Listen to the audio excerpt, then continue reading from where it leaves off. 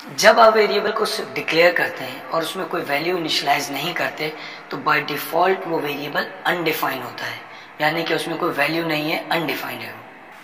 अब हम कुछ वेरिएबल्स बनाकर देखते हैं किस तरीके से वेरिएबल्स बनाए जाएंगे और उनमें वैल्यूज स्टोर की जाएगी। आपने लिखा var age equals to 45, var nationality equals to Pakistani, var fee paid true। ये हमने 3 वेरिएबल बनाए, उन्हें वैल्यूज असाइन की। अगर हम इन वेरिएबल्स का रिजल्ट देखना चाह रहे हैं, अभी तो कोई डिफरेंट आपको आउटपुट नहीं मिलेगा, कोई ऐसा रिजल्ट आपको अनोखा नज़र नहीं आएगा, लेकिन अगर हम देखना चाहते हैं तो हम ये कर सकते हैं अलर्ट एज। अलर्ट को हमने देखा था कि अलर्ट में जो भी इंफॉर्मेशन पास की जाती है वो स्क्रीन पे आउटपुट दिखा देता है। इस वक्त अगर मैं अलर्ट लिखकर एज को एग्जीक्यूट करूं 45, जो कि एज थी। इसी तरीके से अगर अलर्ट में मैं नेशनैलिटी पास करता हूं तो पाकिस्तानी लिखा हुआ है। अलर्ट के साथ साथ अगर मैं इसको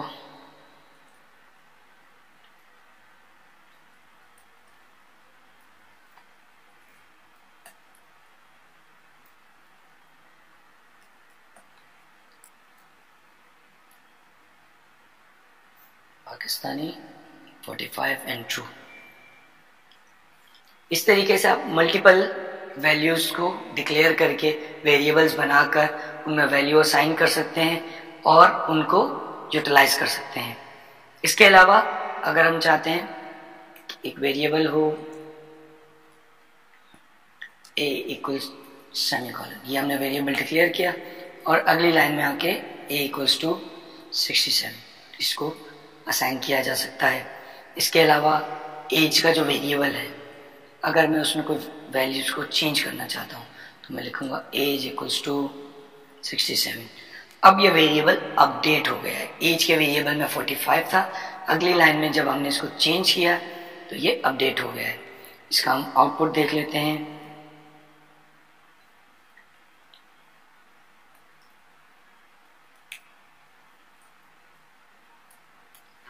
एज को अपडेट करने से पहले और अपडेट करने के बाद क्या रिजल्ट आएगा। 45, 65।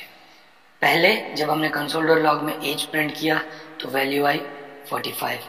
फिर जब हमने एज को चेंज किया और उसको फिर से प्रिंट किया तो 65 नजर आ गया आपको। इस तरीके से आप वेरिएबल्स को जब मैनिपुलेट करेंगे तो मैनिपुलेट करने के बाद जो जो चेंजेस आप करते चले जाएंगे वेरिएबल अपडेट होता चला जाता है और जब आप अगली बार उसको यूज करेंगे तो उसमें नई वैल्यू होगी। डेटा टाइप, वेरिएबल्स पे काम करते हुए हमने देखा कि हमने कुछ वेरिएबल्स बनाए जिसमें हमने जो इन्फॉर्मेशन रखी वो टेक्स्ट बेस्ड थी, डबल कोट्स में, कुछ न्यूमेरिकल वैल्यू थी, कुछ यस या नो ट्रू फॉल्स की केस में थी, कुछ डेसिमल प्लेसेस में थी। आप इंफॉर्मेशन को डिफरेंट टाइप्स में डिफरेंट तरीके से रखते हैं। उसकी वजह यह है कि आप जो प्रोग्रामिंग कर रहे हैं आप रियल वर्ल्ड प्रॉब्लम को ऑटोमेट कर रहे हैं, तो आपके पास रियल वर्ल्ड में जो इन्फॉर्मेशन है वो डिफरेंट तरह की है। कुछ टेक्स्ट बेस्ड इन्फॉर्मेशन है, कुछ न्यूमेरिकल इन्फॉर्मेशन है। आपका नाम टेक्स्ट बेस्ड है, आपकी एज न्यूमेरिकल है, आपने फीस पे की या नहीं की ये यस या नो ट्रू एंड फॉल्स में ये इन्फॉर्मेशन है। तो आपकी इन्फॉर्मेशन की डिफरेंट टाइप्स हैं। यही टाइप्स जब आप सॉफ्टवेयर में आप अपनी इंफॉर्मेशन को जब सॉफ्टवेयर में लेकर आते हैं, आप वेरिएबल में जब उस इंफॉर्मेशन को रखते हैं तो उसको कहा जाता है वेरिएबल्स की डेटा टाइप। यानी कि वेरिएबल्स में जो इंफॉर्मेशन स्टोर है, जो डेटा वेरिएबल में स्टोर है, उसकी टाइप क्या है। तो अगर आप वेरिएबल में टेक्स्ट बेस्ड इंफॉर्मेशन रखते हैं तो उसकी डेटा टाइप स्ट्रिंग होती है।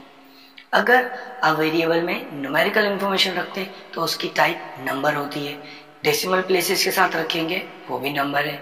अगर आप वेरिएबल में यस नो ट्रू फॉल्स के केस में इंफॉर्मेशन रखना चाह रहे हैं तो उसकी डेटा टाइप बुलियन है। इसके अलावा जावास्क्रिप्ट में 7 तरह की डेटा टाइप्स हैं टोटल: नंबर, बुलियन, अनडिफाइंड, नल, स्ट्रिंग, ऑब्जेक्ट और सिंबल। साथ ही साथ एक और डेटा टाइप है फंक्शंस। तो टोटल 8 होती हैं, जिसमें से जो 6 हैं वो प्रिमिटिव टाइप्स हैं। नंबर, स्ट्रिंग, नल, बुलियन, अनडिफाइंड, सिंबल, ये प्रिमिटिव टाइप्स हैं। ऑब्जेक्ट और फंक्शन आपकी कॉम्प्लेक्स डेटा टाइप्स हैं। डेटा टाइप से आपके वेरिएबल की इंफॉर्मेशन डिफाइन हो जाती है कि इस वेरिएबल में किस तरह की इंफॉर्मेशन मौजूद है। अगर आपके वेरिएबल में नंबर पड़ा हुआ है तो वेरिएबल की डेटा टाइप नंबर हो चुकी है, न्यूमेरिकल वैल्यू है। इससे आइडेंटिफाई किया जा सकता है कि ये वेरिएबल किस तरह की इंफॉर्मेशन को कंटेन करता है। इस पर आप अरिथमेटिक ऑपरेशन परफॉर्म कर सकते हैं।